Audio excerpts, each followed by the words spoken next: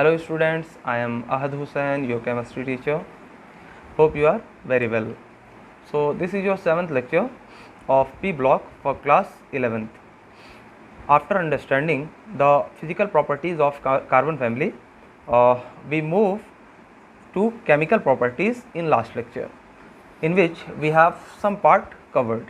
So what we have to see in this chemical properties of carbon family? First one is reaction with oxygen, second one is reaction with halogen, and third one is hydrolysis of halides, and fourth one is allotropes of carbon. So what do you mean by these four terms? Okay, तो reaction with oxygen का मतलब होता है कि हम लोग carbon family के सारे मेंबर्स का रिएक्शन किसके साथ देखेंगे? ऑक्सीजन के साथ। फिर उसके बाद रिएक्शन विथ हेलोजन का मतलब क्या हुआ?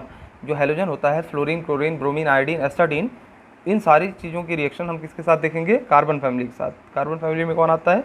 Carbon, silicon, germanium, tin, lead. Okay, तो हाइड्रोलिसिस ऑफ हैलाइड्स, हैलाइड्स का मतलब ये नहीं है कि फ्लोरीन, क्लोरीन, ब्रोमीन, आयोडीन का देखना है, हाइड्रोलिसिस ऑफ कार्बन फैमिली के हैलाइड्स। ओके, जैसे carbon, silicon, germanium, tin, lead जो हैलोजन ग्रुप के साथ रिएक्ट करके जो कंपाउंड बनाते हैं उसका हाइड्रोलिसिस कैसे होता है। और fourth one is allotropes of carbon. Carbon के कई फॉर्म होते हैं, है ना, तो उसका हम लोग को एलोट्रॉप्स ही देखना है। तो यहाँ पे रिएक्शन विद ऑक्सीजन का मतलब आप लोग तुरंत समझ जाएंगे किसकी रिएक्शन? कार्बन फैमिली की रिएक्शन। ओके, तो हम लोग उसमें कार्बन फैमिली की रिएक्शन में ये देख चुके हैं ऑक्सीजन के साथ कैसे रिएक्ट करता है। +2 ऑक्सीडेशन भी देखें, +4 भी देखें, लास्ट लेक्चर में ये सब हम लोग देख चुके हैं। फिर उसके बाद सेकंड हम लोगों ने क्या कवर किया था? Reaction of carbon family with halogen. Okay, halogen के साथ कैसे रिएक्शन होता है इसका, है ना, कार्बन फैमिली का हेलोजन के साथ रिएक्शन कैसे होता है। तो जैसे कार्बन जो है क्लोरीन के साथ, fluorine, chlorine, bromine, iodine, astatine, ये क्या होते हैं? हेलोजन्स होते हैं। तो कार्बन जो है, मान लीजिए आपने हेलोजन ग्रुप का कोई मेंबर ले लिया, क्लोरीन ले लिया, तो क्या बनाएगा? CCl4 बनाएगा। अगर +4 की ऑक्सीडेशन स्टेट में कार्बन है तो CCl4 बनाएगा। ओके, +2 की ऑक्सीडेशन स्टेट में ये कोई CCl2 टाइप का कंपाउंड नहीं बनाता है। SiCl4 भी बनता है, SiCl2 नहीं बनता है। अच्छा, यहाँ पे क्लोरीन की जगह और भी कोई कंपाउंड आप रखेंगे तो कई एलिमेंट के साथ वो सेटिस्फाइड होता है ना। आपको सिंपली क्लोरीन से अभी समझना है। तो क्लोरीन के साथ कार्बन रिएक्ट करके सिर्फ CCl4 टाइप का कंपाउंड देगा, CCl2 टाइप का कंपाउंड नहीं देगा। मतलब +2 ऑक्सीडेशन नंबर कार्बन नहीं शो करेगा, सिलिकॉन भी नहीं शो करेगा। ओके, सिलिकॉन कितना होगा? SiCl4, SiCl2 नहीं बनाएगा। जर्मेनियम कैसा बनाएगा कंपाउंड? GeCl4 भी बनाएगा और GeCl2 भी बनाएगा। इसका मतलब जर्मेनियम का +4 पे भी एक कंपाउंड मिलेगा और +2 ऑक्सीडेशन नंबर पे भी एक कंपाउंड मिलेगा। कैसे ऑक्सीडेशन नंबर निकालते हैं बच्चों? क्लोरीन पे -1 होता है, तो 2 क्लोरीन है तो -2 हो गया। -2 को सेटिस्फाई करने के लिए जर्मेनियम के पास कितना होना चाहिए? +2। ओके बच्चों, यहाँ +2 है। -1 होता है क्लोरीन पे, 4 क्लोरीन है तो -4 हो गया। -4 को कौन सेटिस्फाई करेगा? +4। यानी जर्मेनियम की वेरिएबल ऑक्सीडेशन नंबर होता है। ओके बच्चों, टिन का भी वही हाल है और लेड का भी वही हाल है। तो ये सारी चीज़ें हम लोग लास्ट लेक्चर में कवर कर चुके हैं। जिसने नहीं देखा है वो टाइप करे #06 Ahad sir P block for class 11th। Okay बच्चों, 12th में भी होता है, ऐसा ना हो कि आप लोग 12th का देखने लगे ना, वो थोड़ा चीज़ें अलग होती हैं। पढ़ना तो हमको सब कुछ रहता है, लेकिन हल्का सा उसका मैकेनिज़्म जो होता है अलग होता है पढ़ने का। फिर एक्स्ट्रा चीज़ें भी इसके बारे में मैंने बताया था कि क्या होता है जो कोवेलेंट कंपाउंड बनाता है। लेकिन क्या होता है बच्चों कि BF जो है PbF4 क्या है और SnF4 ये आयनिक होता है। ये हम लोग कैसे देखे थे? फजांस रूल लगा करके देखे थे कि यहाँ पे लार्जर कैटायन हो रहा था और लार्जर कैटायन और स्मॉलर अनायन होने की वजह से इसमें क्या आ जा रहा था? मोर आयनिक कैरेक्टर आ जा रहा था। और हम लोग फजान रूल से जानते हैं कि वो covalent character in ionic compound बताता है। कोवेलेंट कैरेक्टर कैसे बताता है? स्मॉलर कैटायन, लार्जर अनायन, इसका मतलब क्या होता है? कोवेलेंट। तो लार्जर कैटायन और स्मॉलर अनायन क्या हो जाएगा? आयनिक हो जाएगा। ठीक है बच्चों, ये सारी बातें हम लोगों ने डिस्कस कर ली थी। ओके, अब हम लोग मूव करेंगे hydrolysis of carbon family halide. मतलब कार्बन फैमिली के हैलाइड जो हैं उनकी हाइड्रोलिसिस देखेंगे। Okay, carbon halides can't be hydrolysed. Okay, carbon halides जो होते हैं उसको हम लोग हाइड्रोलाइज नहीं कर सकते हैं, while other halides are hydrolysed. मतलब जो कार्बन के हैलाइड होंगे जैसे CCl4 होगा, उसको हम लोग वाटर से रिएक्ट करके उसको हाइड्रोलाइज नहीं कर सकते हैं। बाकी सब क्या है? बाकी के अदर जो भी हैं, सिलिकॉन का हैलाइड हो गया, फिर जर्मेनियम, टिन, लेड, ये जितने भी हैलाइड बनाते हैं हेलोजन के साथ रिएक्ट करके जो अपना कंपाउंड देते हैं, हाइड्रोजन के साथ रिएक्ट करने के बाद जो कंपाउंड बनता है उसको वाटर का एडिशन करा के हाइड्रोलाइज जो कराते हैं वो सारे के सारे कराएंगे। बस कौन नहीं कराएगा बच्चों? कार्बन नहीं करेगा। ओके, कार्बन का जब हम लोग मान लीजिए हैलाइड बनाए, कार्बन हैलाइड क्या होगा? CCl4 होगा या CBr4 होगा या CF4 होगा। अब कुछ बनता है कुछ नहीं बनता वो अलग की बात है, लेकिन हैलाइड क्या होगा? सिंपली यही होगा ना बच्चों, कार्बन हो और हाइड्रोजन ग्रुप का कोई मेंबर हो, फ्लोरीन हो, क्लोरीन हो, ब्रोमीन हो, आयोडीन हो, वो 4 एलिमेंट लग जाएंगे किसके साथ? कार्बन के साथ। जैसे 4 एलिमेंट कहने का मतलब क्या है? जैसे क्लोरीन लगा तो 4 क्लोरीन लगेगा तो CCl4 बनाएगा, ब्रोमीन लगा तो 4 ब्रोमीन लगेगा, CBr4 बनाएगा। ओके बच्चों, अब सबके सब कंपाउंड बनता है कि नहीं, ये भी आप लोगों को अभी 100% नहीं मान के चलना है। अभी आप बस सिर्फ किस पे सोचिए? क्लोरीन को सोचिए कि कार्बन हैलाइड का नाम आते ही आप तुरंत क्या दिमाग में आपके स्ट्राइक करना चाहिए? क्लोरीन स्ट्राइक करना चाहिए, CCl4। ओके बच्चों, तो CCl4 जो होगा वो हाइड्रोलाइज्ड नहीं होगा। ओके, बाकी सारे के सारे जो हैं हाइड्रोलाइज्ड हो जाएंगे। जैसे सिलिकॉन का अगर मान लीजिए SiCl4 लिया तो वो हाइड्रोलाइज्ड हो जाएगा। ओके बच्चों, चलिए, for hydrolysis vacant orbital is needed. Hydrolyse होने के लिए क्या होता है बच्चों? किसी भी कंपाउंड के पास वैकेंट ऑर्बिटल होना चाहिए, so that oxygen atom can donate lone pair into that vacant orbital. Okay, अभी हम लोग इसको समझेंगे कि वैकेंट ऑर्बिटल में कैसे लोन पेयर डोनेट होता है। But carbon doesn't have any vacant orbital, so hydrolysis is not possible. चलो इसका इलेक्ट्रॉनिक कन्फिग्रेशन करके बच्चों देखते हैं कि इसके पास वैकेंट ऑर्बिटल होता है कि नहीं। कार्बन का एटॉमिक नंबर होता है 6। अगर इसका इलेक्ट्रॉनिक कन्फिग्रेशन करने जाएंगे तो 1s2, 2s2, 2p2। ओके बच्चों, तो s ऑर्बिटल कुछ ऐसा होता है ना, इसमें 2 इलेक्ट्रॉन होंगे, इसका ऐसा होगा, और इसके पास क्या होता है? 3 ऑर्बिटल होते हैं जिसमें 1 और 2 इलेक्ट्रॉन होंगे। ओके बच्चों, लेकिन जब इसने 4 बॉन्ड क्लोरीन से बना लिए, 4 बॉन्ड तो ऐसे बनने के लिए जगह नहीं दिख रही, दो ही इलेक्ट्रॉन पेयर होने के लिए है यहाँ, इसका मतलब CCl2 बनाना चाहिए। लेकिन ये क्या करता है बच्चों? 1 इलेक्ट्रॉन एक्साइट कर लेता है। अब इस वाले को तो काउंट करते नहीं है बच्चों, हम लोग सिर्फ वैलेंस शेल के इलेक्ट्रॉन्स को काउंट करते हैं। तो 2s कैसा बन जाएगा बच्चों? ऐसा ही रहेगा, ऑर्बिटल नहीं बदलता है, बस 1 इलेक्ट्रॉन जंप करके यहाँ आ गया, लास्ट वाले जो खाली वाली जगह है, यहाँ नहीं, यहाँ पे खाली वाली जगह पे आ गया। ठीक है ना बच्चों? तो जो इसका p ऑर्बिटल होगा वो कैसा हो जाएगा? एक तो इसमें पहले था, एक इसमें भी पहले था, एक जो जंप करके आया है एक्साइट होकर के इलेक्ट्रॉन, वो ऐसे रहेगा। ओके, तो हमारे पास क्लोरीन होगा, है ना। क्लोरीन का जो लास्ट ऑर्बिटल होगा उसमें कुछ, अगर ये क्लॉकवाइज है तो एंटी क्लॉकवाइज इलेक्ट्रॉन होंगे। ठीक है बच्चों, क्लोरीन का दूसरा भी एक p ऑर्बिटल होगा, उसमें भी क्या होगा बच्चों? एक ऐसा ही कुछ होगा, ये p ऑर्बिटल है। ठीक है ना, p ऑर्बिटल का 1 इलेक्ट्रॉन है ना। अब इसके पहले वाले में सारे इलेक्ट्रॉन फील्ड है, इसलिए मैं नहीं बना रहा हूँ, है ना। ये भी p ऑर्बिटल है, 3 ऑर्बिटल होंगे, p सबसेल है, इसमें 3 ऑर्बिटल होंगे, इसका भी पेयरिंग जरूरी है। एक और होगा, इसकी भी पेयरिंग जरूरी है। ये p ऑर्बिटल्स करते हैं, है ना, बॉन्डिंग। इसको s मत समझ लीजिएगा बच्चों, बस समझाने के लिए कि एक जो होता है इसकी वैलेंसी होती है, तो 1 इलेक्ट्रॉन से इससे पेयरिंग कर लेगा, 1 इलेक्ट्रॉन इससे पेयरिंग कर लेगा, एक और क्लोरीन होगा वो इससे कर लेगा, है ना, और एक और क्लोरीन का होगा इलेक्ट्रॉन वो इससे कर लेगा। यानी 4 क्लोरीन आ करके एक इलेक्ट्रॉन के साथ शेयरिंग करके 4 बॉन्ड कार्बन के साथ बनाएंगे और क्या बन जाएगा? CCl4 कंपाउंड हमारा बन जाएगा।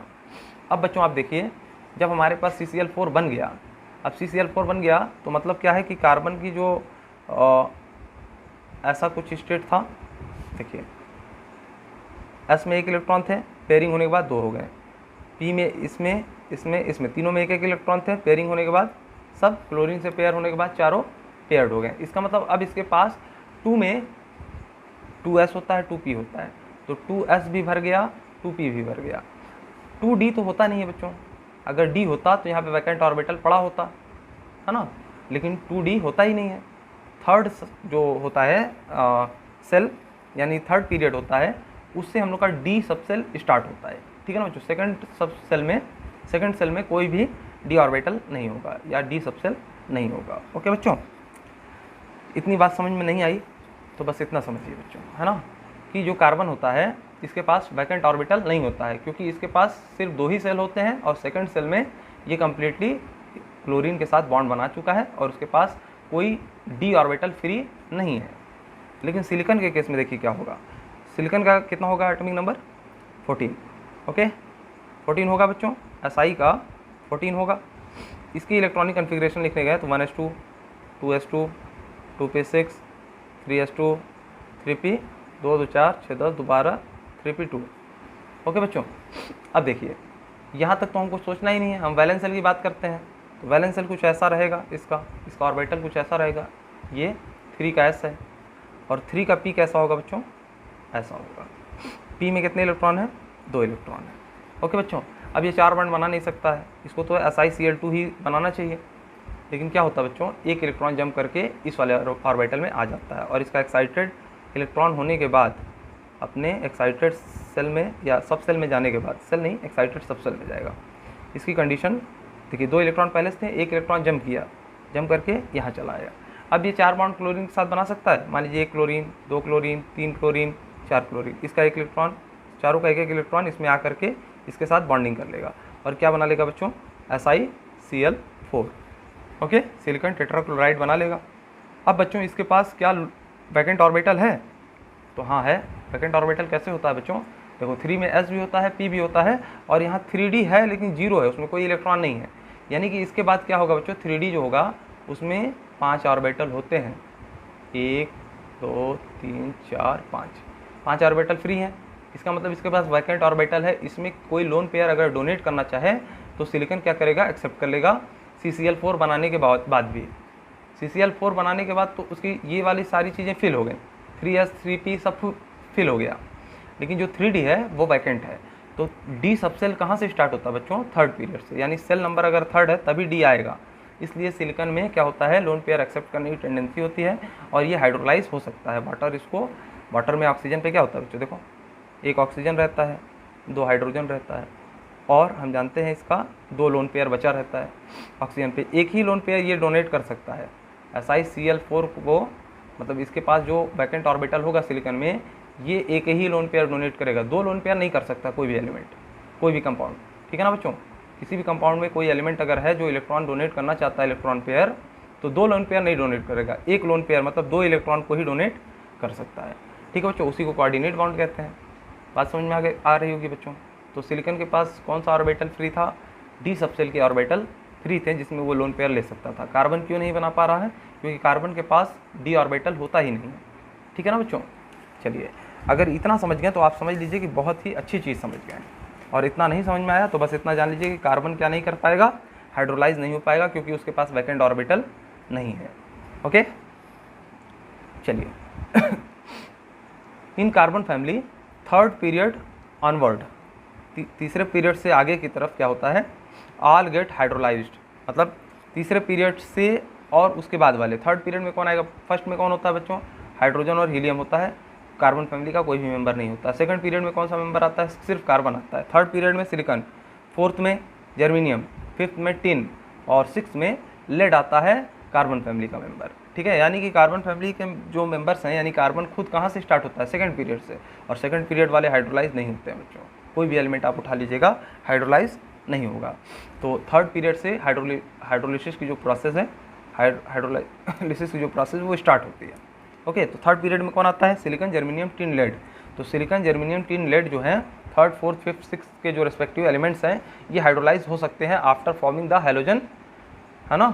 हैलोजन फॉर्म होने के बाद इसके हैलोजन कैसे फॉर्म होगा, SiCl4, GeCl4, SnCl4, PbCl4, है ना। इस तरीके से बनाने के बाद जो SnCl4 या SiCl4 बनेगा, SiCl4 वाटर का लोन पेयर मतलब ऑक्सीजन का जो लोन पेयर एक्सेप्ट कर सकता है, क्योंकि इसके पास, इन सभी के पास क्या होता है बच्चों, D ऑर्बिटल फ्री होते हैं। चलिए, SiCl4 को अब हम लोग हाइड्रोलाइज करके देखते हैं। तो हाइड्रोलाइज होगा बच्चों तो क्या बनाएगा, SiOH का होल 4 और प्लस 4 HCl निकल जाएंगे, बाकी का आप लोग बैलेंस कर लीजिएगा, ठीक है। यहाँ क्लोरीन 4 है तो यहाँ भी क्लोरीन 4 है, यहाँ हाइड्रोजन 2 है, यहाँ हाइड्रोजन 4 है बच्चों, ठीक है ना। तो इसको क्या करिए आप लोग, और 2 से मल्टीप्लाई कर दीजिए, ठीक है। तो हाइड्रोजन भी कितना हो जाएगा, 4 हो जाएगा। ऑक्सीजन कितने हैं बच्चों, 4 है, यहाँ पे 2 से मल्टीप्लाई जब किए हैं तो ऑक्सीजन 2 हुआ है। तो इसको आप लोग बैलेंसिंग ट्राई करिएगा, क्योंकि हिट एंड ट्रायल से आप लोगों को करना है, तो सोच सोच के करिएगा कि कितना मल्टीप्लाई करें कि ये बैलेंस हो जाए। ओके बच्चों, चलिए, ये 4 क्लोरीन 4 HCl निकलेगा ही निकलेगा। ओके, ये ऐसा क्यों लग गया, OH OH क्यों लग गया, H+ जो है सेपरेट हो जाता है, OH आके लग जाता है। अभी मैं बताऊंगा कैसे लग जाता है, देखिए ध्यान से समझिएगा इस कॉन्सेप्ट को। यहाँ सिलिकॉन था, सिलिकॉन जो है 4 क्लोरीन के साथ SiCl4 बना के था, तो SiCl4 देखिए, एक क्लोरीन एक इधर 4 क्लोरीन हो गए।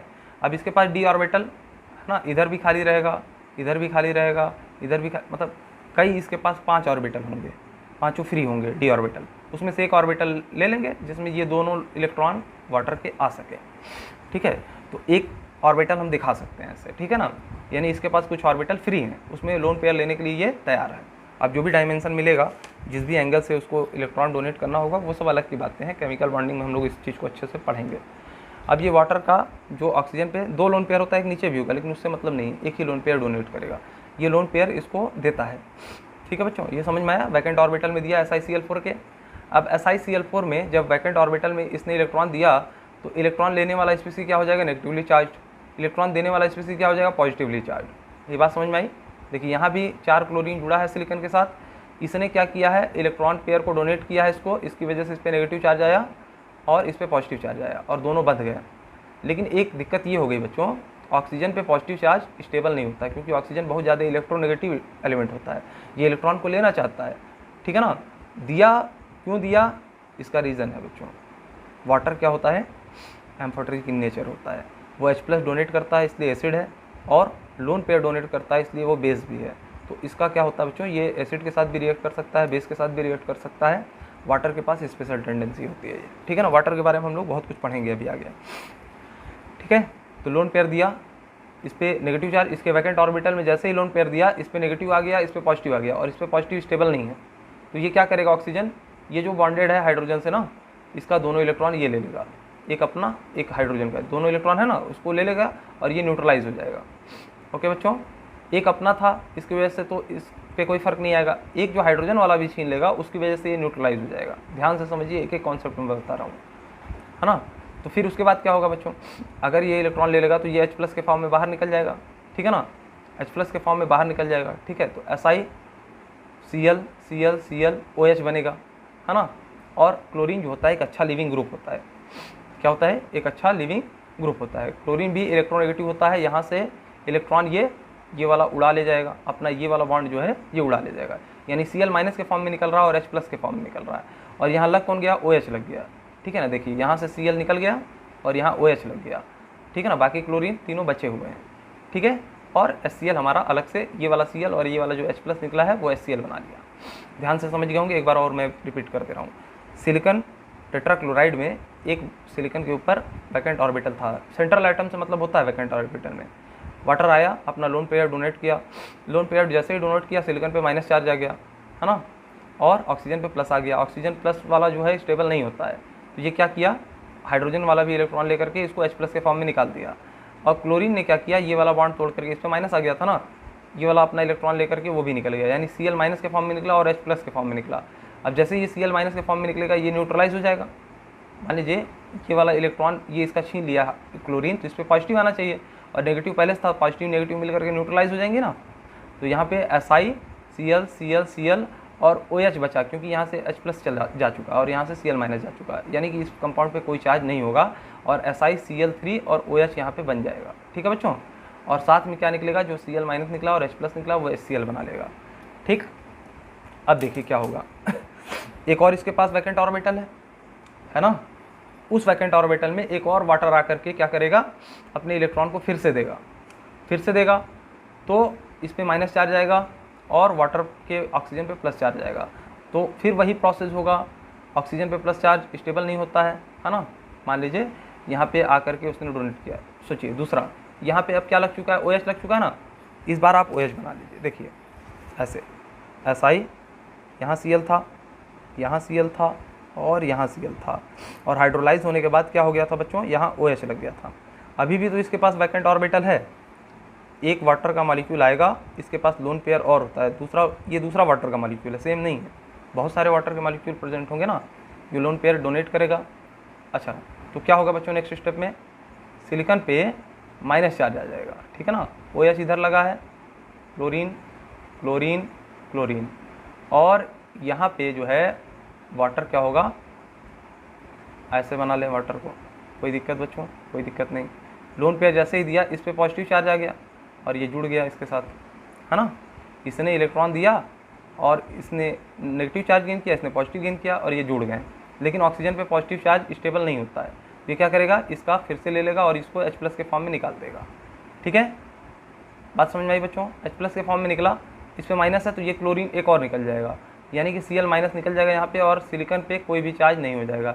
यानी अब सिलिकॉन क्या हो गया, यहाँ क्लोरीन जुड़ा था, यहाँ क्लोरीन जुड़ा था और ऊपर क्या था, OH था और यहाँ क्लोरीन था, लेकिन ये वाला OH वाटर का यहाँ फिर से लग गया, यानी कि एक और OH लग गया और ये वाला क्लोरीन क्या हुआ, 1 2 1 2, ये क्लोरीन निकल गया Cl- के फॉर्म में और जो ये H+ निकला है उसके साथ मिलकर के एक और HCl बना लिया।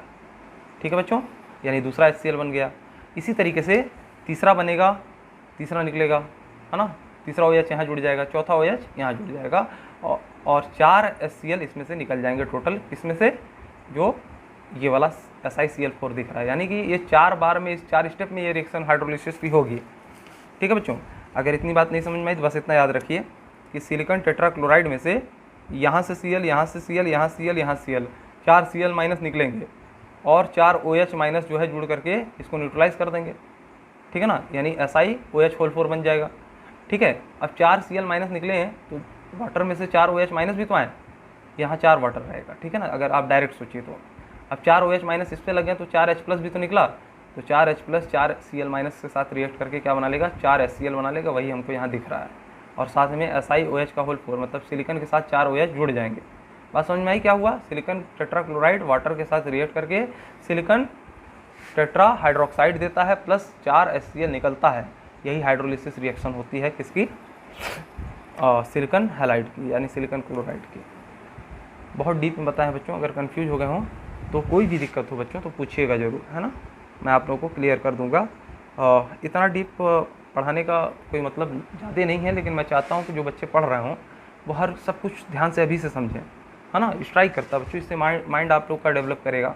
मुझे क्या है, मैं तो सिंपली बता करके आगे चला जाता कि SiCl4 है, 4 OH जुड़ जाएगा ऐसे आ करके और 4 HCl निकल जाएगा, सिंपली ये भी बता देता तो आपके 11th लेवल का तैयार हो जाता। लेकिन इतना डीप बताने का कोई रीज़न होगा तभी मैं बता रहा हूँ। आप लोग ध्यान से एक बार और वीडियो को अगर नहीं समझ में आया तो थोड़ा बैक करके देख लीजिएगा। ठीक है ना, अब हम लोग देखेंगे एलोट्रॉप्स ऑफ कार्बन। कार्बन के एलोट्रॉप्स कौन कौन से होते हैं? तो एलोट्रॉप्स ऑफ कार्बन में 2 तरह के कार्बन होते हैं, एक अमॉर्फस कार्बन और एक होता है क्रिस्टलाइन कार्बन। तो मैं थोड़ा सा अमॉर्फस और क्रिस्टलाइन के बारे में जानकारी दे दूं। वैसे ये 12th का टॉपिक है सॉलिड स्टेट का, जिसको अब एलिमिनेट कर दिया है, शायद हो सकता हो इस ईयर सिलेबस में आ जाए या नेक्स्ट ईयर, मतलब ऐसा होता रहता है क्योंकि कोई चैप्टर निकल जाता है फिर आ जाता है ना। तो अभी तो फ़िलहाल निकल गया है, लेकिन सॉलिड स्टेट में ये चीज़ अगर आप लोग IIT या नीट की प्रिपरेशन करेंगे तो अभी भी उसके सिलेबस में ये आता है। ठीक है बच्चों, तो सॉलिड स्टेट में हम लोग पढ़ते हैं किसके बारे में, अमॉर्फस सॉलिड और क्रिस्टलाइन सॉलिड। तो कार्बन सॉलिड के फॉर्म में रहेगा जनरली, है ना, तो अमॉर्फस सॉलिड कार्बन बनाएगा और क्रिस्टलाइन कार्बन बनाएगा। अमॉर्फस कार्बन का मतलब क्या हो गया बच्चों, कि इसका जो स्ट्रक्चर है, देखिए अमॉर्फस में क्या होता है, मान लीजिए जो कार्बन के एटम होंगे वो रैंडमली अरेंज होंगे कहीं भी, है ना, आपस में रैंडमली अरेंज होंगे। ठीक है बच्चों, और क्रिस्टलाइन में क्या होता है, वेल अरेंज होते हैं एकदम। ठीक है ना बच्चों, देखिए एकदम अच्छे से अरेंज होंगे मैनर में। तो क्रिस्टलाइन और अमॉर्फस आप लोग स्ट्रक्चर सॉलिड का समझ चुके होंगे, मतलब जैसा भी होगा ये क्रिस्टलाइन बहुत ही अरेंज्ड वे में होगा, है ना। अब मैंने थोड़ा सा इधर उधर बन गया, आप लोग इतना समझते हैं कि इसके नीचे इसके नीचे इसके नीचे इसके नीचे। ठीक है, इससे होगा क्या बच्चों, इसकी आल डायरेक्शन में क्या होगी, प्रॉपर्टी सेम होगी, है ना, और इसकी आल डायरेक्शन में प्रॉपर्टी डिफर होगी। अब आप लोग सोच रहे होंगे सर क्रिस्टलाइन जो है इतना स्ट्रक्चर वे में है तो इसकी सारी की सारी प्रॉपर्टी सेम होनी चाहिए ना। नहीं बच्चों, जब हम लोग 12th पढ़ेंगे सॉलिड स्टेट तो वहाँ समझेंगे कि यहाँ पे क्या होता है, सारी प्रॉपर्टी अलग अलग डायरेक्शन में अलग अलग होती है। जैसे ऐसे समझिए, आप लोगों ने रिफ्रैक्टिव इंडेक्स पढ़ा होगा 10th में, तो रिफ्रैक्टिव इंडेक्स क्या करता है, light whenever a light ray enter from a rarer medium to denser medium it bends towards the normal, ये चीज़ पढ़े होंगे आप लोग।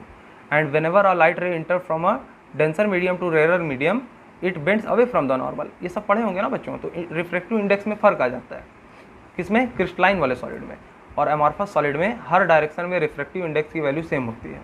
ठीक है ना, मतलब लाइट रे अगर यहाँ से मुड़ी तो हो सकता हो कुछ कम मुड़े, मतलब नॉर्मल अगर यहाँ बनाए तो कुछ कम नॉर्मल, यहाँ नॉर्मल बनेगा तो कुछ क्या हो जाए, लाइट कम मुड़े। यहाँ से अगर मुड़े, यहाँ से लाइट रे इंटर कर रही हो तो ये नॉर्मल होगा, हो सकता हो लाइट कुछ ज़्यादा मुड़ जाए, है ना। तो लाइट रे डिविएट होती है ना बच्चों, डेंसर मीडियम से रेयर में जाएगी या रेयर से डेंसर में जाएगी तो लाइट रे क्या होती है, डिविएट होती है। तो क्रिस्टलाइन जो सॉलिड होते हैं उसमें हर डायरेक्शन में रिफ्रैक्टिव इंडेक्स अलग अलग आता है। एकदम मैं करेक्ट बोल रहा हूँ बच्चों, आप जा करके कहीं गूगल कर लीजिएगा, कुछ भी कर लीजिएगा, आप ये मत सोचिए कि ये स्ट्रक्चर एकदम सही है तो इसका हर डायरेक्शन में रिफ्रैक्टिव इंडेक्स क्रिस्टलाइन के केस में सही होना चाहिए। मुझे भी एक बार जब मैं 10th में पढ़ता था तो ये कन्फ्यूजन हुई थी कि जब क्रिस्टलाइन इतना अरेंज वे में है तो इसकी सारे डायरेक्शन में क्या होना चाहिए, रिफ्रैक्टिव इंडेक्स सेम होनी चाहिए। लेकिन जब सारी हमने मतलब इसके बारे में इंस्पेक्शन किया तो यही पाया बच्चों कि अमॉर्फस में सारे डायरेक्शन में रिफ्रैक्टिव इंडेक्स या जो भी वैल्यू हम निकालते हैं मेल्टिंग पॉइंट बॉइलिंग कुछ भी, वो सब क्या होता है बच्चों अमॉर्फस में। नहीं, मेल्टिंग बॉइलिंग पे मत जाइए, अभी बस रिफ्रैक्टिव से समझिए, रिफ्रैक्टिव इंडेक्स जो होगा वो सेम होगा, ठीक है ना। बहुत सारी चीज़ें होती है, बहुत सारी प्रॉपर्टी जो होती है वो अमॉर्फस सॉलिड में क्या होती है, सेम होती है, क्रिस्टलाइन में हर डायरेक्शन में अलग अलग होती है। तो ये डायरेक्शनल इन नेचर होता है, ये नॉन डायरेक्शनल इन नेचर होता है, ठीक है ना। तो कई चीज़ें हम लोग पढ़ते हैं सॉलिड स्टेट में, बस इसको आप लोग को 11th लेवल पे कुछ जानना ही नहीं था, लेकिन मैंने एक्स्ट्रा बता दिया ताकि आप लोगों को पूरी हर चीज़ की जानकारी रहनी चाहिए, ठीक है ना बच्चों। तो अब अमॉर्फस कार्बन क्या होता है, क्रिस्टलाइन कार्बन क्या होता है, थोड़ा सा ग्लिम्स आप लोग समझ चुके होंगे। तो अमॉर्फस कार्बन क्या होगा, रैंडमली अरेंज होगा, है ना। क्रिस्टलाइन कार्बन क्या होगा, एकदम वेल स्ट्रक्चर्ड होगा। तो अमॉर्फस कार्बन में क्या होता है, कोक होता है, कोल होता है और लैम्प ब्लैक होता है। कोक समझते होंगे, कोल समझते होंगे, लैम्प ब्लैक आप लोग नहीं समझते होंगे, तो मैं बता दे रहा हूँ, कुछ बच्चों को मालूम भी होगा। पुराने ज़माने में लैम्प होता था तो नीचे क्या होता था उसके बच्चों, एक मेटल का कुछ रहता था, उसके अंदर क्या रहता था, ऑयल वगैरह, तेल वगैरह डालते थे, केरोसिन ऑयल वगैरह, ताकि, और उसमें एक बत्ती निकली रहती थी ना, एक बत्ती निकली रहती थी, उसको हम लोग जलाते थे और ऊपर से एक शीशे का क्या लगाते थे, कवर लगाते थे, है ना। तो उससे हम लोग जब लाइट चली जाती थी, अब तो इमरजेंसी लाइट है, आज से 15-20 साल पहले जाएंगे आप तो उसका यूज़ ज़्यादा होता था, 20 साल पहले। तो लैंप पे जलते जलते उसके चारों तरफ ब्लैक ब्लैक लग जाता था ना, उसको ऐसे निकालते तो काला काला आपके हाथ में लगता, उसी को लैंप ब्लैक बोला जाता है, ठीक है बच्चों। तो ये हो गई अमॉर्फस कार्बन की बात। अमॉर्फस कार्बन में कौन कौन आता है, कोक, कोल और लैंप ब्लैक। और क्रिस्टलाइन कार्बन में कौन कौन आएगा बच्चों, ग्रेफाइट, जिसका स्ट्रक्चर बहुत अच्छा होगा, है ना, वेल स्ट्रक्चर्ड होगा। डायमंड, डायमंड अपने स्ट्रक्चर की वजह से ही जाना जाता है ना। इसमें क्या होता है बच्चों, ऐसी अरेंजमेंट होती है कि इसके अंदर टोटल इंटरनल रिफ्लेक्शन होता है, मल्टीपल टोटल इंटरनल रिफ्लेक्शन होता है डायमंड के अंदर। जैसे ही लाइट रे इंटर करती है ना, तो कई बार इसके अंदर क्या होगा, मल्टीपल टोटल इंटरनल रिफ्लेक्शन होगा, TIR हो जाता है। उसकी वजह से लाइट अंदर जाते ही ट्रैप हो जाती है, फंस जाती है, और वो कई चक्कर अंदर ही अंदर क्या होती है, घूमती रहती है। इसीलिए थोड़ी सी भी लाइट पाने के बाद डायमंड इतना ज़्यादा चमकता है। ये बहुत इंपॉर्टेंट पॉइंट बता रहे हैं बच्चों आप लोगों को। डायमंड इतना क्यों ग्लो करता है, क्योंकि इसका स्ट्रक्चर ऐसा होता है, इतना जाइगेंटिक होता है कि उसके अंदर लाइट रे जाने के बाद उसको ऐसा एंगल मिल जाता है अंदर डायमंड के कि वो अंदर ही अंदर क्या होती है, लाइट रे टोटल इंटरनल रिफ्लेक्शन कई बार होता है, मल्टीपल टोटल इंटरनल रिफ्लेक्शन होता है। उसके बाद कहीं जा करके कई बार होने के बाद लाइट रे बाहर निकलती है। इसलिए थोड़ी सी भी लाइट रे अगर हमको मिल गई लाइट डायमंड को, तो ये बहुत ज़्यादा देर तक ग्लो करता है, ठीक है ना, चमकता है, साइन करता है। तो क्रिस्टलाइन कार्बन क्या हो गया, ग्रेफाइट, डायमंड। डायमंड के बारे में समझ गया। फुलरेन, बहुत ही एक अच्छा ये कंपाउंड है फुलरेन, बकमिंस्टर फुलरेन इसका पूरा नाम होता है। C60 का मतलब क्या है कि बच्चों 60 कार्बन होते हैं फुलरेन में। ये फुटबॉल लाइक स्ट्रक्चर होता है ना, फुटबॉल में जैसे क्या होता है बच्चों, ऐसे ऐसे आप लोग देखे होंगे, है ना, ऐसा होता है ना बच्चों फुटबॉल में, है ना। तो कुछ 5 मेंबर रिंग होगी, कुछ 6 मेंबर रिंग होगी, ठीक है, कुछ 5 मेंबर भी होगी, कुछ 6 मेंबर रिंग भी होगी उसमें, है ना। ऐसे ही पूरा बनता चला जाएगा बच्चों, है ना, ऐसे गोल सा फुल रिंग। लेकिन ये बहुत छोटा होता है बच्चों, फुटबॉल के साइज का नहीं होता है, क्योंकि ये कंपाउंड है ना, कंपाउंड कितना बड़ा होगा, इतना छोटा होता है कि दिखता भी नहीं हमको, ठीक है ना बच्चों। तो इसी तरीके से 6 मेंबर और 5 मेंबर के रिंग मिल करके 60 कार्बन होते हैं। यानी ये कार्बन है, ये कार्बन है, ये जो कॉर्नर दिख रहा है ना, ये कुछ नहीं कार्बन है बस। जब BLN हम लोग समझ लेंगे हाइड्रोकार्बन पढ़ने के बाद ऑर्गेनिक केमिस्ट्री, तो ये हम लोग के लिए आसान हो जाएगा। तो 60 कार्बन मिल करके एक बकमिंस्टर फुलरिन बनाते हैं, उसी को हमने फुलरिन लिखा है, ठीक है बच्चों। चलिए देखिए, अब हम लोग क्या समझ गए कि कार्बन की जो एलोट्रॉप्स हैं उसमें 2 केस आएंगे, एक अमॉर्फस कार्बन का और एक क्रिस्टलाइन कार्बन का। अमॉर्फस कार्बन में कौन कौन आएगा, कोक, कोल और लैम्प ब्लैक। और क्रिस्टलाइन कार्बन में कौन कौन आएगा, ग्रेफाइट, डायमंड एंड फुलरिन। चलिए ग्रेफाइट के बारे में पढ़ लेते हैं थोड़ा सा। Most stable form of carbon allotrope, ये क्या होता है बच्चों, सबसे स्टेबल फॉर्म होता है। ठीक है ना बच्चों। अब आप सोच रहे होंगे कि सर ग्रेफाइट पेंसिल में लगा होता है और हम लोग लिखते हैं तो वो मतलब लिखा जाता है, तो ये स्टेबल कैसे हुआ, उसको तो टूटना ही नहीं चाहिए, घिसना ही नहीं चाहिए। तो उसके लिए अभी हम लोग समझेंगे बच्चों, उसके बॉन्ड नहीं टूटते हैं, है ना, क्योंकि ग्रेफाइट जो होता है लेयर्ड स्ट्रक्चर होता है, एक के ऊपर एक, एक के ऊपर एक, एक के ऊपर एक लेयर पूरी रहती है ना। कैसी लेयर रहती है, इस तरह की लेयर होती है बच्चों, इस तरीके की लेयर होती है। जैसे मान लीजिए ये लेयर है, उसके नीचे दूसरी लेयर होगी, उसके नीचे तीसरी लेयर होगी। इतना बड़ा बड़ा नहीं होगा, छोटा छोटा होगा, बहुत छोटा दिखे ना, लेकिन मैं इसको विजुअलाइज कराने के लिए इतना बड़ा बनाया हूँ। तो लेयर्ड स्ट्रक्चर होता है ग्रेफाइट का, इसलिए जब पेंसिल से लिखते हैं ना बच्चों, तो एक लेयर निकल जाती है, दूसरी लेयर निकलती है, तीसरी, मतलब ऐसे लिखते चले जाते हैं, लेयर निकलती चली जाती है। बहुत सारी लेयर होंगे ना, मिलियन, बिलियन, ट्रिलियंस, जिलियंस, जितनी भी नंबर सब कम पड़ जाएंगे, इतने ज़्यादा लेयर्स होते हैं छोटे छोटे। तो ग्रेफाइट में आप लोग ये और इसमें क्यों ये स्टेबल कह रहे हैं, क्योंकि ये जो बच्चों है ना, ये स्लाइड करके, तो ये वाला बॉन्ड जो होता है वो वीक वॉन्डर वाल फोर्स होता है। इन दो लेयर के बीच में वीक वॉन्डर वाल फोर्स होता है, और ये कोई मतलब ऐसा बॉन्ड नहीं है, ये फोर्स ऑफ अट्रैक्शन से जुड़े होते हैं, इसलिए स्लाइड करके ये निकलता चला जाता है ना। स्टेबल क्यों, क्योंकि ये बॉन्ड बहुत मजबूत है। ये बॉन्ड तोड़ना, आप सोचें इसको तोड़ दें, इसको तोड़ दें, इसको तोड़ दें, तो इसके लिए बहुत ज़्यादा एनर्जी देनी पड़ेगी आपको, है ना। चलिए, इसलिए ये स्टेबल कहलाता है।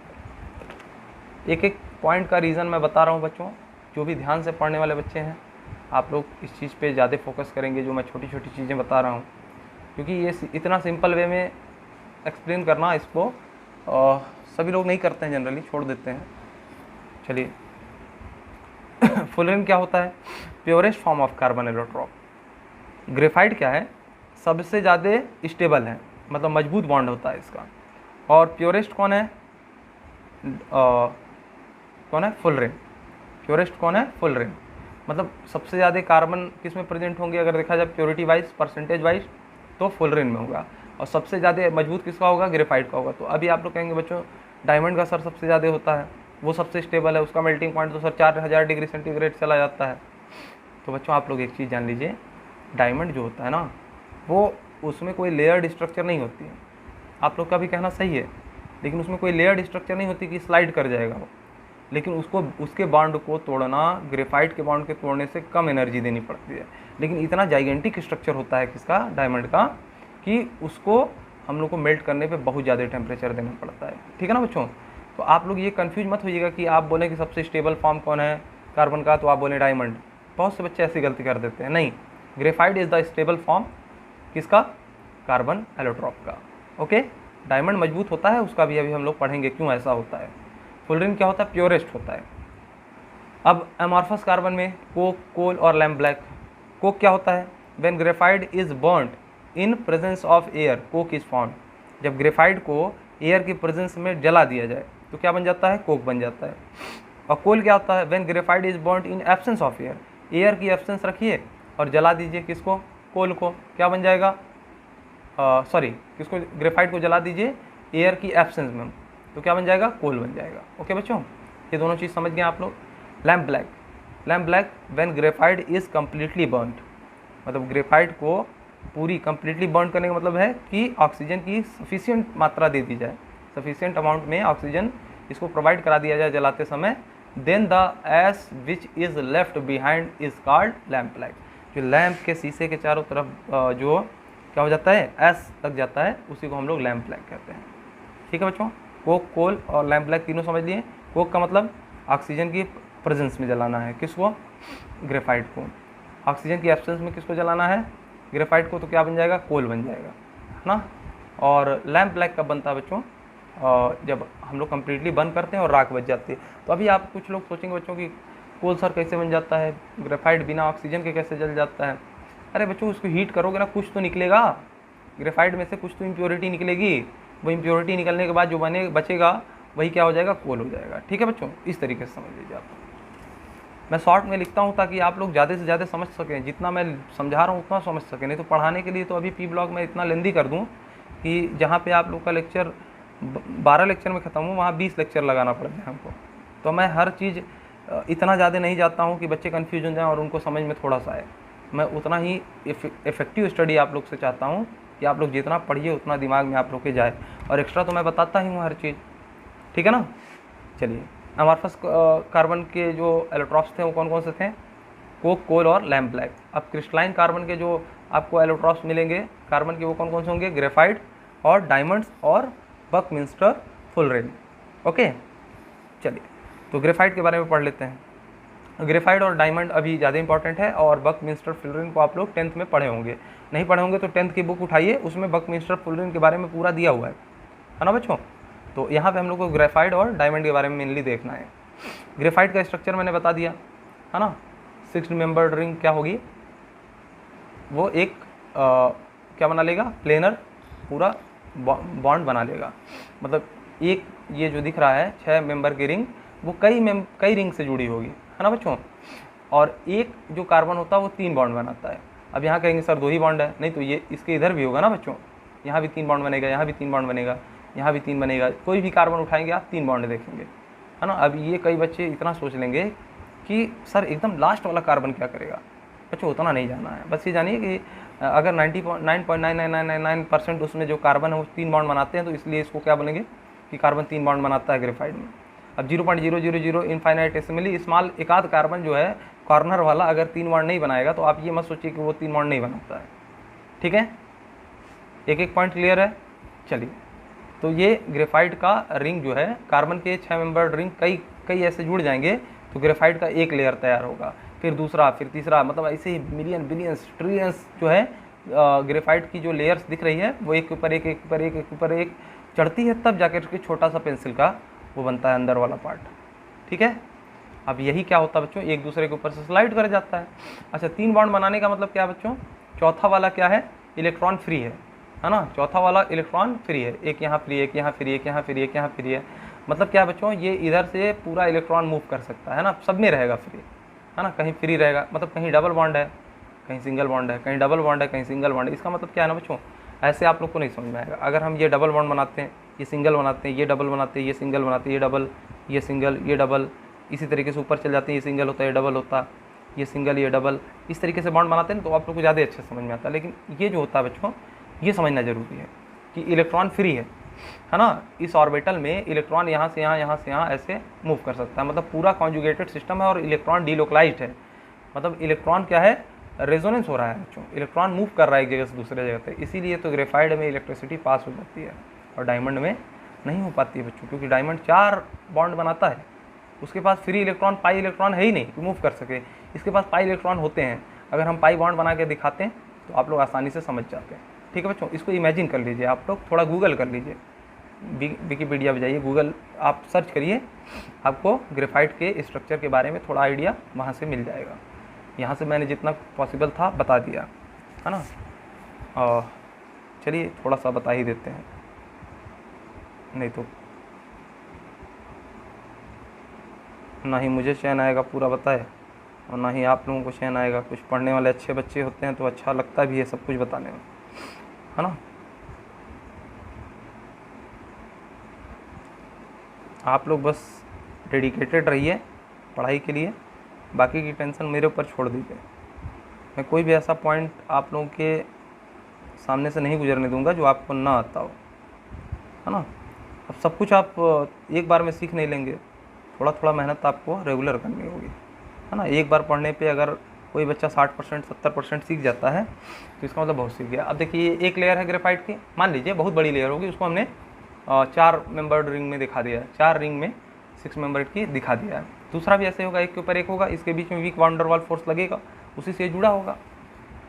ठीक है बच्चों, तो यहाँ पे क्या होगा बच्चों, एक डबल बॉन्ड होगा, है ना, एक सिंगल बॉन्ड, एक डबल बॉन्ड होगा, ये सिंगल बॉन्ड, ये डबल बॉन्ड होगा, ये सिंगल बॉन्ड, ये डबल बॉन्ड होगा, ये सिंगल बॉन्ड, ये डबल होगा, ये सिंगल, और ये डबल, ये सिंगल, ये डबल, ऐसे ही पूरे सिस्टम पे क्या होगा, डबल सिंगल चलता रहेगा, है ना। इसमें भी ऐसा ही कुछ होगा बच्चों, डबल होगा, सिंगल डबल, सिंगल डबल, है ना, डबल सिंगल डबल, है ना। इस तरीके से आप लोग क्या करेंगे, मतलब 4 बॉन्ड नहीं बनाएगा कहीं भी, 3 ही बॉन्ड बनाएगा, है ना। देखिए 1 2 3 और ये चौथा बॉन्ड, 1 2 3, और ये दूसरे मेंबर से, दूसरे रिंग से भी तो कनेक्टेड होगा ना बच्चों। तो बॉन्ड तो इसमें 4 बन रहे हैं, लेकिन 3 क्या होंगे बच्चों, 3 कार्बन से जुड़ा होगा, ठीक है ना। मैंने शायद बॉन्ड बोल दिया 3 बनाएगा, नहीं बच्चों 4 बॉन्ड बनाएगा, है ना। 3 कार्बन से जुड़ा होगा, और डायमंड में क्या होता है 4 कार्बन से जुड़ा होता है, ठीक है ना। 3 सिग्मा बॉन्ड बनाते हैं और 1 पाई बॉन्ड बनाता है। ये इसकी करेक्ट एक्सप्लेनेशन हुई। अगर आप लोगों को ये लग गया हो कि 3 बॉन्ड बनाता है, तो ऐसा नहीं, ग्रेफाइट 4, क्योंकि कार्बन हमेशा 4 बॉन्ड बना कर ही स्टेबल होता है। 4 बॉन्ड वो कैसे बनाएगा, देखिए यहाँ वाला उठा लीजिए, तो 1 2 3 तो सिग्मा बॉन्ड हो गया और 1 पाई बॉन्ड हो गया। यही पाई इलेक्ट्रॉन जो होता है, देखिए double bond single bond, double bond single bond, double bond single bond, ऐसे चलता चला जाएगा, तो पूरे सिस्टम पे कॉन्जुगेटेड सिस्टम बन जाएगा पूरा। वहाँ पे पाई इलेक्ट्रॉन क्या कर सकते हैं, एक जगह से दूसरे जगह तक मूव कर सकते हैं। मतलब ये पाई इलेक्ट्रॉन यहाँ आएगा, है ना, तो यहाँ डबल बॉन्ड हो जाएगा, तो ये उठ के यहाँ चला जाएगा, यहाँ डबल बॉन्ड हो जाएगा, ये उठ के यहाँ चला जाएगा, यहाँ डबल हो जाएगा, और ये उठ करके इधर चला जाएगा, यहाँ डबल हो जाएगा, ये उठ करके इधर। यही रेजोनेंस होता है बच्चों, ठीक है ना। डबल सिंगल बॉन्ड कहीं मिल गया तो वहाँ रेजोनेंस होने लगता है और पाई इलेक्ट्रॉन मूव करने लगता है, और ऐसे सिस्टम को हम कॉन्जुगेटेड सिस्टम बोलते हैं, ठीक है। अच्छे समझ में आया बच्चों। चलिए, और यही दोनों जो आपको लेयर दिख रही है, जब आप पेंसिल से लिखते हैं तो यही लेयर स्लाइड करती है ना, उसमें से निकलती है और आपको लिखा हुआ फील होता है, कि मतलब दिखता है ये लिख रहे हैं हम लोग, ठीक है। अब यहाँ कुछ बता रहा है, van der Waal force of attraction यहाँ दोनों लेयर के बीच में होता है, ठीक है, तो बता ही दिया मैंने, वीक होता है ये जो बॉन्ड बना है दोनों मजबूत होगा, इन दोनों के बीच में वीक वान डेर वाल फोर्स होगी, ठीक है। तो हमने यहाँ पे एक क्वेश्चन दिया है, वाई ग्रेफाइट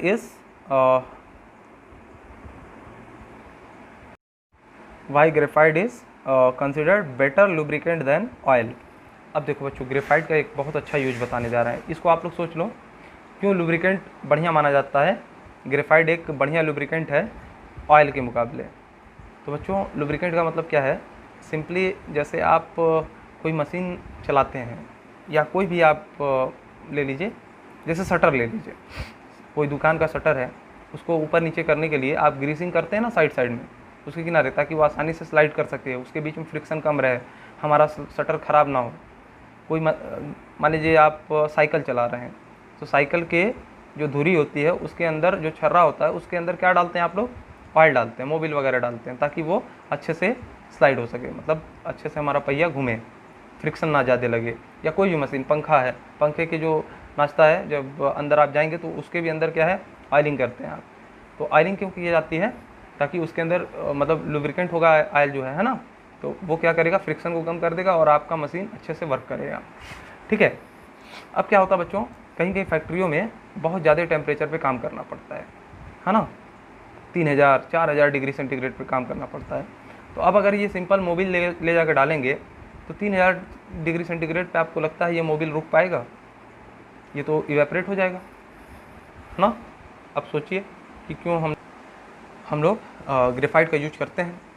देखिए बच्चों, हम लोग ग्रेफाइट का यूज इसलिए करते हैं ऐसी जगहों पे जहाँ 3000-4000 डिग्री सेंटीग्रेड की मशीनें काम करती हैं, है ना, वहाँ उतना टेम्परेचर होता है, वहाँ पे हम लोग ग्रेफाइट को डालेंगे तो ग्रेफाइट 3000 डिग्री सेंटीग्रेड पे क्या होता है, लुब्रिकेंट का काम करने लगता है, मतलब वो सॉलिड रह ही नहीं जाता है, वो क्या हो जाता है, एक जैसे मतलब फ्रिक्शन कम करने वाला एक लिक्विड टाइप का बन जाता है ना।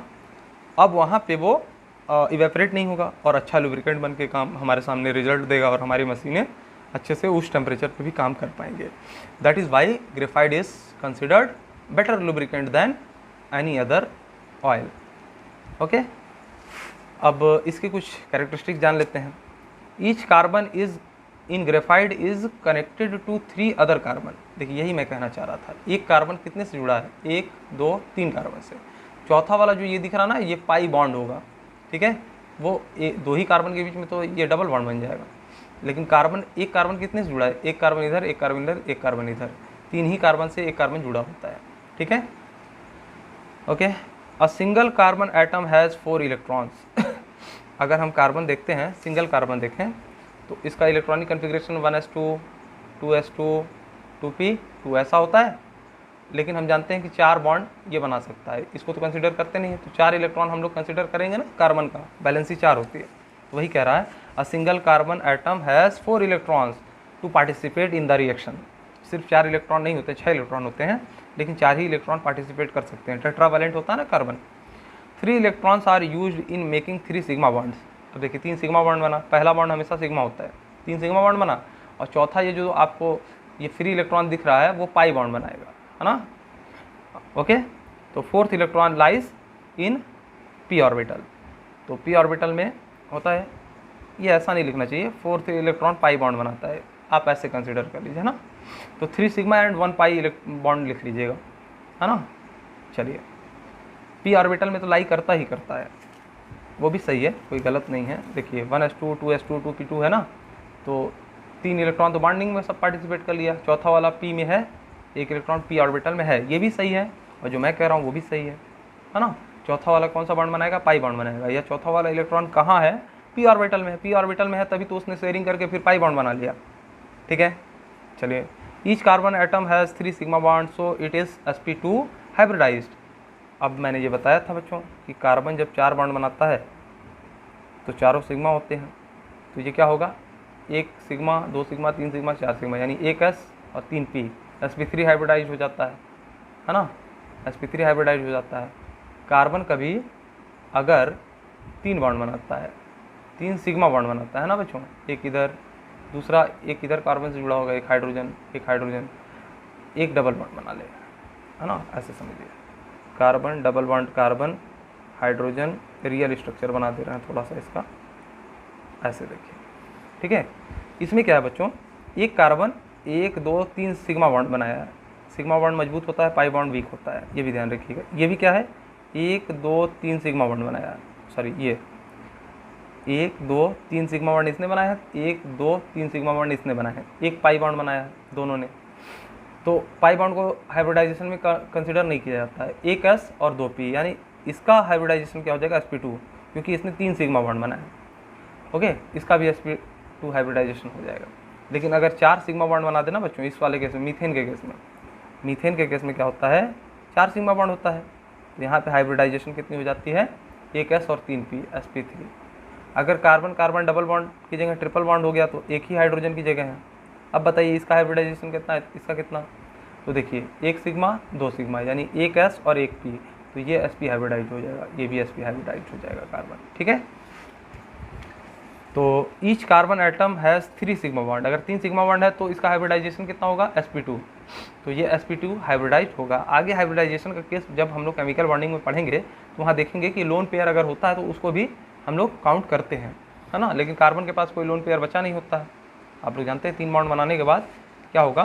कोई लोन पेयर नहीं होगा, चौथा वो पाई बॉन्ड से अपनी वैलेंसी को सेटिस्फाई कर लेगा, अपने ऑक्टेट को, है ना। Fourth electron which is present in p orbital are delocalised. Delocalised का मतलब अभी समझा ना, पूरा रेजोनेंस होगा, इलेक्ट्रॉन मूव कर सकता है, उसमें कॉन्जुगेटेड सिस्टम होता है, और इलेक्ट्रॉन पाई इलेक्ट्रॉन क्या कर सकते हैं? मूव कर सकते हैं। डीलोकलाइज्ड का मतलब यही होता है। So that electron can move due to that mobile electron graphite become good conductor of electricity. अभी हमने बताया है कि वो जो इलेक्ट्रॉन मूव कर सकता है जो पी ऑर्बिटल में है, जिसको हमने यहाँ दिखाया है ऐसे, पी ऑर्बिटल का इलेक्ट्रॉन फ्री है, ये फ्री इलेक्ट्रॉन जो होंगे, ये फ्री इलेक्ट्रॉन पूरे सिस्टम पे क्या होंगे? फैले होंगे और मूव करेंगे एक जगह से दूसरे जगह तक, ऑर्बिटल से ऑर्बिटल, और उसी की वजह से क्या हो जाएगा? ये गुड कंडक्टर ऑफ इलेक्ट्रिसिटी हो जाएगा, okay. Every layer in graphite are held by weak van der Waals force.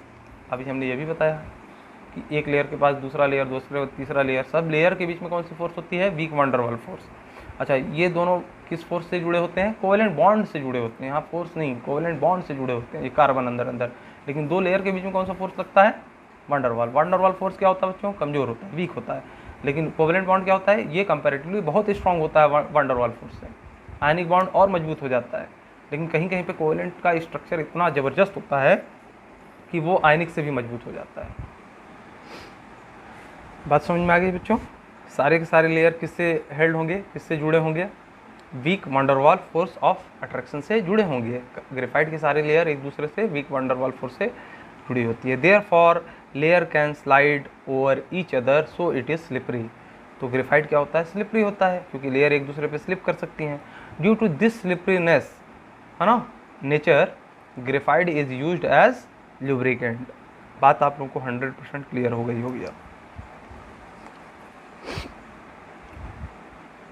अब डायमंड के बारे में थोड़ा सा पढ़ेंगे, ज़्यादा नहीं। अब यहाँ पे डायमंड का स्ट्रक्चर बना पाना पॉसिबल नहीं है बच्चों, है ना। डायमंड का ऊपर का फिजिकल स्ट्रक्चर नहीं, अंदर का स्ट्रक्चर कैसा होता है वो जानिए। एक कार्बन 4 कार्बन से जुड़ा होगा, ये कार्बन फिर 4 कार्बन से जुड़ा होगा, है ना, ये कार्बन फिर 4 कार्बन से जुड़ा होगा, है ना, ये कार्बन फिर 4 कार्बन से जुड़ा होगा। तो every carbon of diamond connected with 4 other carbons, that is why there is no free electron in diamond, that is why it is not a good conductor of electricity. Okay, ये समझ गए आप लोग। चलिए, each carbon atom undergoes sp3 hybridisation. अब इसका hybridisation क्या हो गया, sp3, ये कार्बन उठाइए, देखिए 1 2 3 4 सिग्मा बॉन्ड बना रहा है, कोई डबल बॉन्ड तो बना नहीं रहा, पाई बॉन्ड है नहीं, इसलिए 1 s और 3 p हो जाएगा, sp3 हाइब्रिडाइज। इसको उठा लीजिए, 1 2 3 4 sp3 हाइब्रिडाइज, इसको उठा लीजिए 1 2 3, और इधर जो निकाला है ये चौथा कार्बन इधर होगा, फिर और होगा कार्बन, है ना, बहुत सारे कार्बन होंगे। एक छोटे से इतने बड़े से डायमंड में कई अरब कई खरब कार्बन्स होते हैं, है ना, इतने कार्बन्स होते हैं कि आप बैठ के गिन नहीं पाएंगे पूरी ज़िंदगी, पूरे जीवन भर लगा देंगे अपनी कि इतने बड़े कार्बन में कितने आइटम हैं, तो आप काउंट करने बैठेंगे तो पूरा जीवन आपका खत्म हो जाएगा, काउंट नहीं कर पाएंगे। ठीक है, चलिए, each carbon atoms undergoes sp3 hybridisation, मतलब सबकी हाइब्रिडाइजेशन हर कार्बन की कितनी है, sp3। देखिए ये भी 4 बॉन्ड बनाया, कोई भी कार्बन उठाइए, 1 2 3 4 कार्बन से जुड़ा होगा, है ना। इसका स्ट्रक्चर थोड़ा जाइगेंटिक होगा क्योंकि देखिए टेट्राहेड्रली अरेंज होता है। अब टेट्राहेड्रली कैसे बनाते हैं, ऐसे समझिए, एक कार्बन इधर, है ना, एक इससे इधर कार्बन जुड़ा होगा, एक कार्बन इधर जुड़ा होगा, है ना, एक जो होगा वो थोड़ा सा प्लेन से बाहर होगा, और एक जो होगा बच्चों वो प्लेन के अंदर होगा। मतलब समझें, ये कार्बन इससे जो दोनों जुड़ा है वो इस पेपर पे आ जाएगा, है ना, रखें तो इस पेपर पे कनेक्ट हो जाएगा। अच्छा, ये वाला कार्बन क्या है, ये ऐसे थोड़ा सा उठा होगा, है ना, ये थोड़ा सा ऐसे उठा होगा, और ये कार्बन क्या होगा, थोड़ा सा अंदर साइड होगा, है ना। इसको बोलते हैं टेट्राहेड्रल स्ट्रक्चर, है ना। तो हर डायमंड में हर कार्बन क्या होगा, टेट्राहेड्रली इसी तरीके से अरेंज होगा। अब बताइए कितना जाइगेंटिक स्ट्रक्चर है इसका, है ना, बहुत ही कॉम्प्लेक्स स्ट्रक्चर होने की वजह से क्या हो जाता है, ये इसका मेल्टिंग पॉइंट वगैरह बहुत हाई हो जाता है और बहुत मजबूत हो जाता है ये, है ना। और इसी तरह का होने की वजह से मान लो लाइट रे अंदर गई, अब कभी यहाँ टकरा रही है, इससे टकरा रही है, फिर दूसरे कार्बन टकराएगी, फिर टकराएगी, है ना, कई ऐसे होंगे ना, फिर टेट्राहेड्रली ये किसी और से अरेंज होगा, ये किसी और से अरेंज होगा। तो इतना जाइगेंटिक स्ट्रक्चर है कि लाइट रे डायमंड के अंदर जाती है और टकरा टकरा के उसी में घूमती रहती है, बहुत ज़्यादा देर तक घूमने के बाद कहीं वो बाहर एक्सपेल कर पाती है, ठीक है ना, बाहर निकलती है बहुत ज़्यादा उसमें घूमने के बाद, यानी लाइट रह गई, ट्रैप हो गई। अब ट्रैप हो गई तो डायमंड के काफ़ी ज़्यादा जो एटम्स हैं उसमें अंदर ही अंदर टकरा रही है, वो टोटल इंटरनल रिफ्लेक्शन चल रहा है, और बहुत देर तक चलने के बाद वो निकलती है, इसलिए बहुत देर तक ग्लो करता है, बहुत देर तक शाइन करता है डायमंड, थोड़ी सी लाइट रे पाने के बाद। मतलब कहीं से भी आप डायमंड ले आइए, 10 करोड़ 20 करोड़ का जाइए, डायमंड खरीद लीजिए, है ना, ऐसा नहीं है, अच्छा मजाक कर रहा हूँ, आप लोग बस पढ़ाई ध्यान दीजिए। डायमंड आप छोटा सा भी अगर किसी के, मतलब कोई तो ऐसा होगा जहाँ डायमंड हो, वो अगर छोटा सा भी डायमंड लेगा उसको आप देखिएगा, नेट पे सर्च कर लीजिएगा, देखने का ये सब जो मैं वर्ड यूज कर रहा हूँ देखिएगा, वो करिएगा, ये सब बहुत पॉसिबल नहीं है। नेट पे आप सर्च करिएगा, डायमंड का कोई ना कोई वीडियो मिल जाएगा, है ना, उसको देखिएगा, हल्का सा भी लाइट मिलेगा ना वो बहुत देर तक चमकेगा। ये इसकी कैरेक्टरिस्टिक्स होती है। क्यों होता है, क्योंकि इसका स्ट्रक्चर इतना अच्छा होता है कि उसके अंदर लाइट रह जाने के बाद ट्रैप हो जाती है और टोटल इंटरनल रिफ्लेक्शन काफ़ी देर तक होता है। ठीक है, कुछ हाइपरबोलिक या एग्जेजरेटेड इस तरह के वर्ड मैं यूज कर लेता हूँ ना, आप लोगों को थोड़ा सा बस इंटरटेन करने की वजह से, ताकि आप लोग बोर ना हो जाए।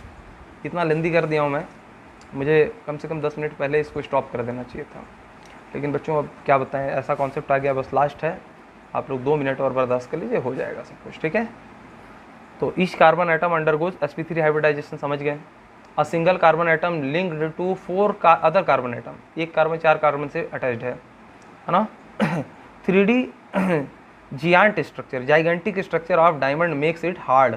जो इसका 3D जाइगेंटिक स्ट्रक्चर, 3D क्यों, प्लेनर नहीं ना बच्चों, ग्रेफाइट क्या था, प्लेनर स्ट्रक्चर था, एक के ऊपर एक, एक के ऊपर एक, बस लेयर थी। इसका हर कार्बन देखिए 3D वे में एकदम अरेंज्ड है ना। तो इतना जाइगेंटिक स्ट्रक्चर होने की वजह से बहुत हार्ड होता है। अच्छा, अब देखिए, it is hard because in order to cut diamond several covalent bond need to be broken.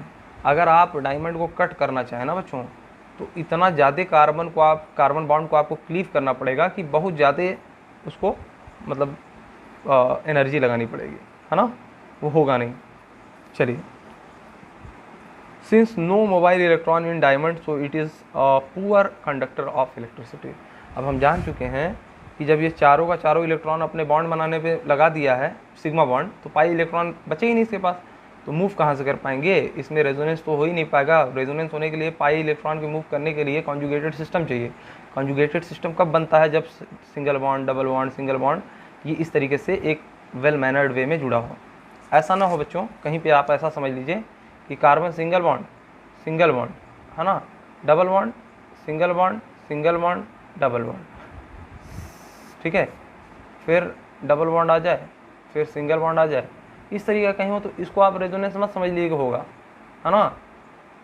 Double bond यहाँ हो, सिंगल बॉन्ड यहाँ हो, डबल बॉन्ड यहाँ हो, सिंगल बॉन्ड यहाँ हो, डबल बॉन्ड यहाँ हो, सिंगल बॉन्ड यहाँ हो, ऐसे होगा तब कंजुगेटेड कहलाएगा। मान लीजिए यहीं शुरू हो रहा है तो यहाँ डबल बॉन्ड हो, यहाँ सिंगल हो, यहाँ कुछ नहीं मतलब है। अगर यहाँ शुरू हुआ तो यहाँ double bond, single bond, double bond, single, तो यहाँ से यहाँ तक इलेक्ट्रॉन मूव कर पाएंगे, है ना।